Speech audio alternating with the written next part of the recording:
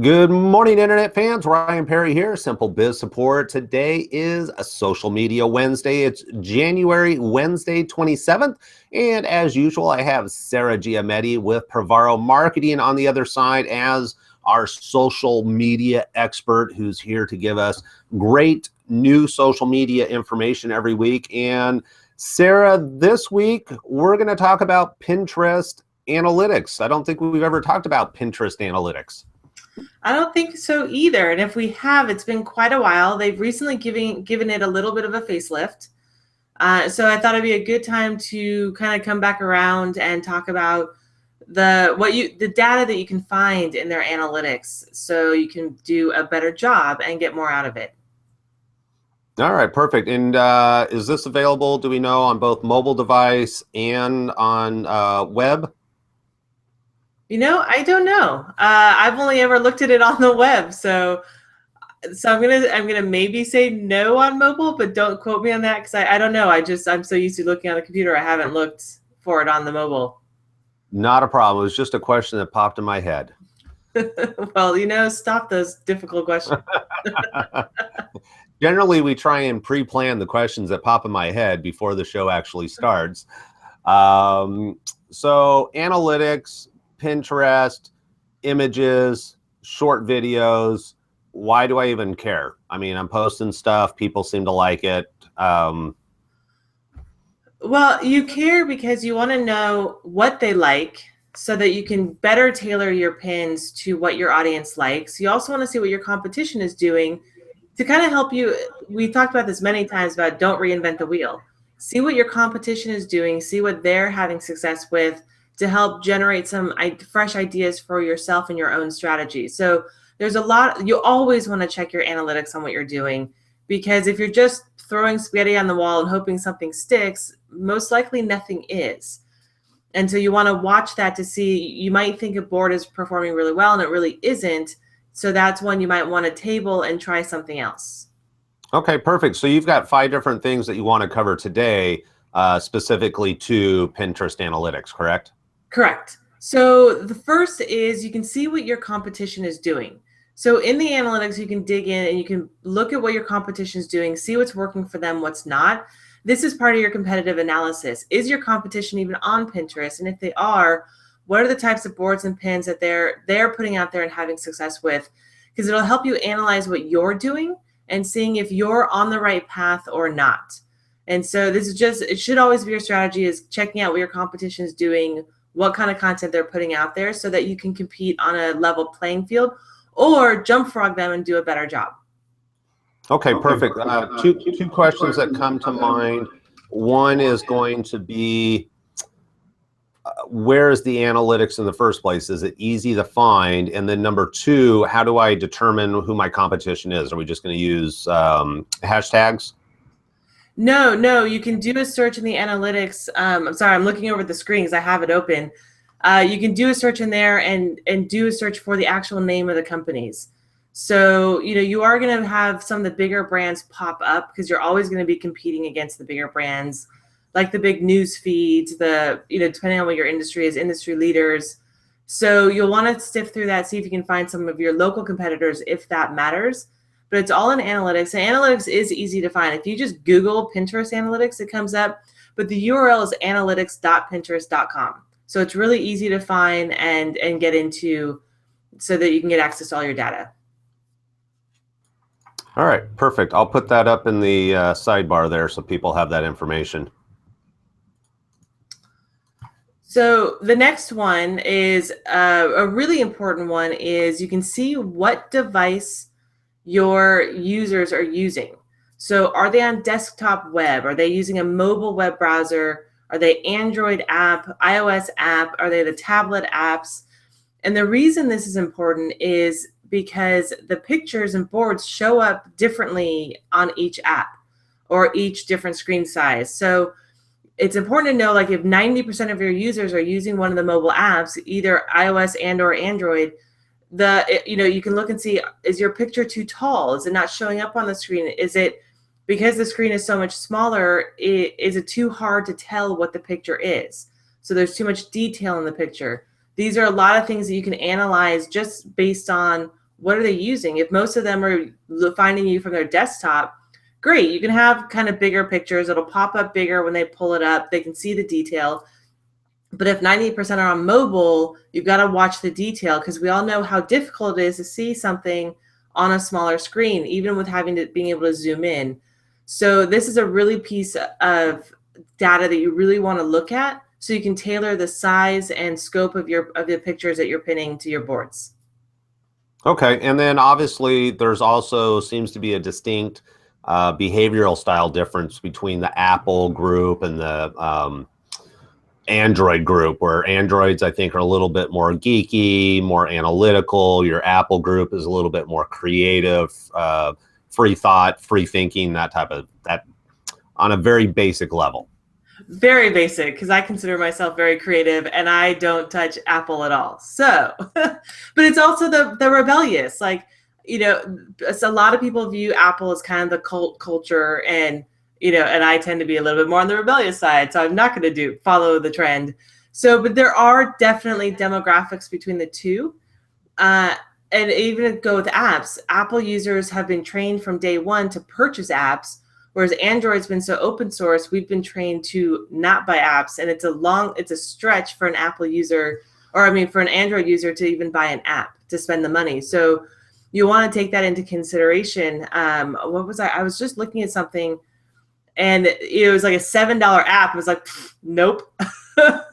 So you got to take that into consideration too, is the demographics and the behavior and the mentality, the purchasing mentality of the two different groups. So there's a lot that goes into what they prefer. And so you definitely want to know that information.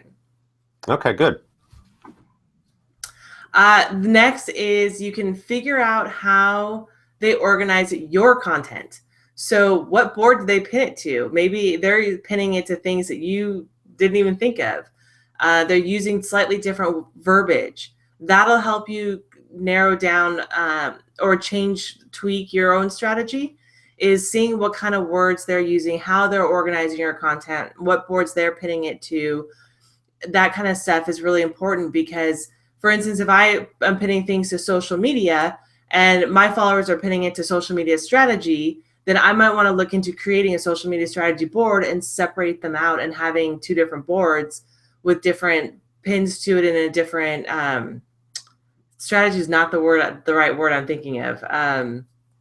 But yeah, so having a different theme, there we go, a different theme for the two, and dividing it into a less broad category than social media. So it's important to see what your users are saving your pins for and what they're naming their boards.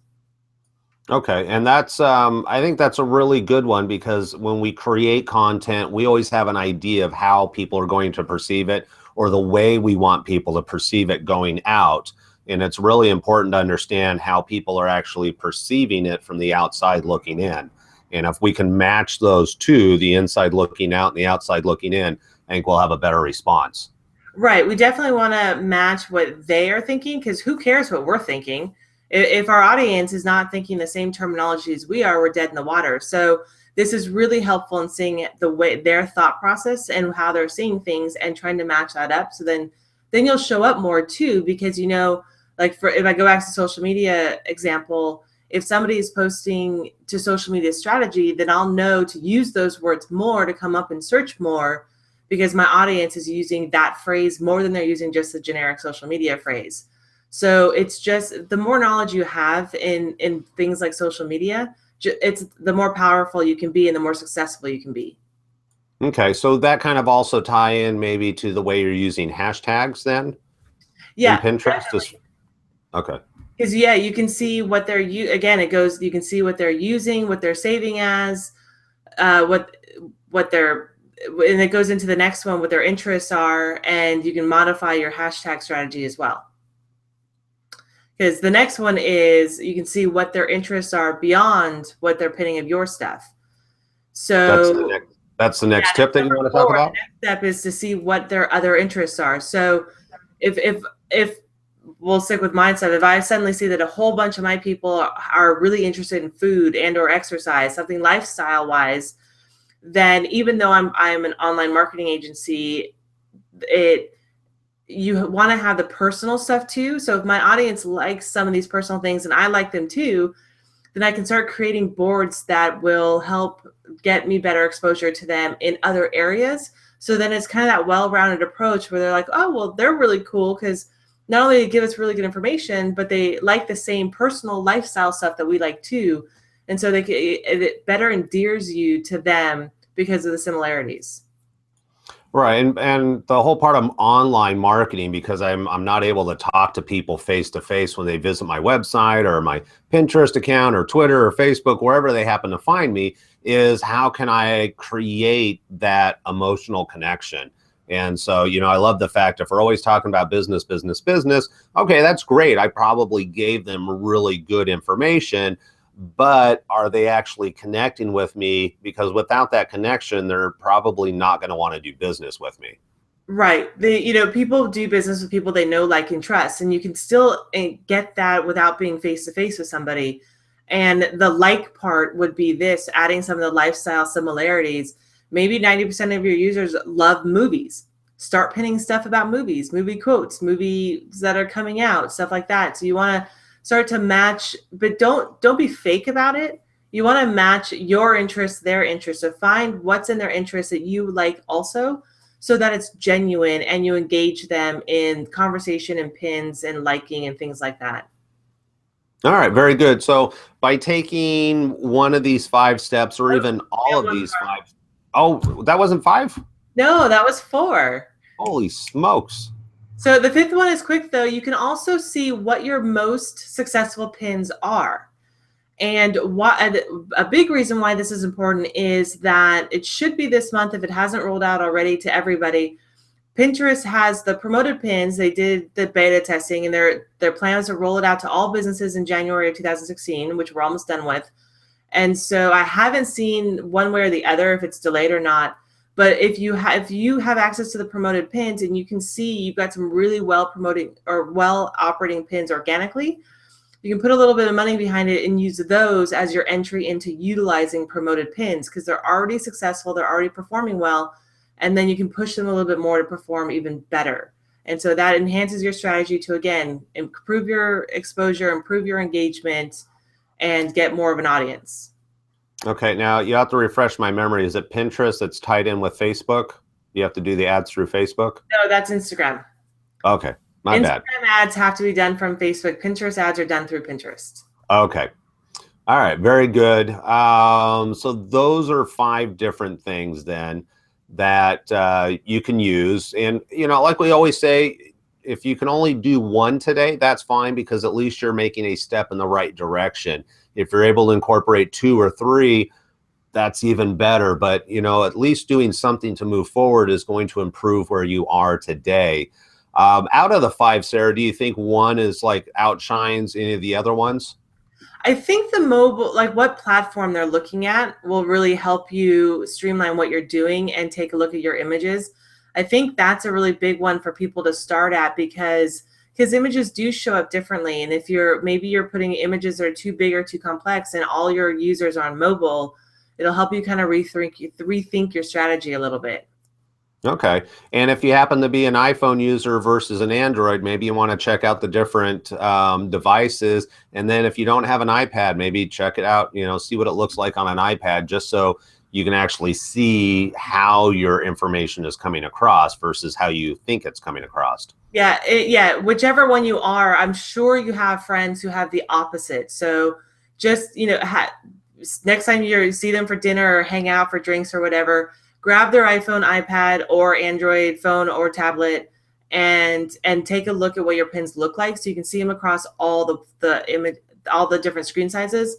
Also, remember about desktop is you've got everywhere from a 13-inch monitor on a laptop to I'm staring at a 27-inch monitor. So if you can look at it at different monitor sizes as well, that would be helpful too. All right, perfect. So that is 5 different ways you can use your Pinterest analytics in order to improve your visibility. And ultimately, the idea here is to create enough credibility that you can sell something. That is our show for this week. Next week, I actually know what we're going to talk about. We're going to be talking about Facebook. And one of the things I don't think people really pay much attention to, but it can be used across all social media channels, and that is creating a persona. Who is this person that is your ideal client that you want to create content for? That's going to be next week's episode of Social Media Wednesday. This concludes this week's show. Sarah, as always, I appreciate the time and energy that you put into the show, and we always like to see you here. It's always a pleasure, Ryan. Thank you. All right, everybody, that's it. We will see you same place, same time, same computer screen next week. Take care.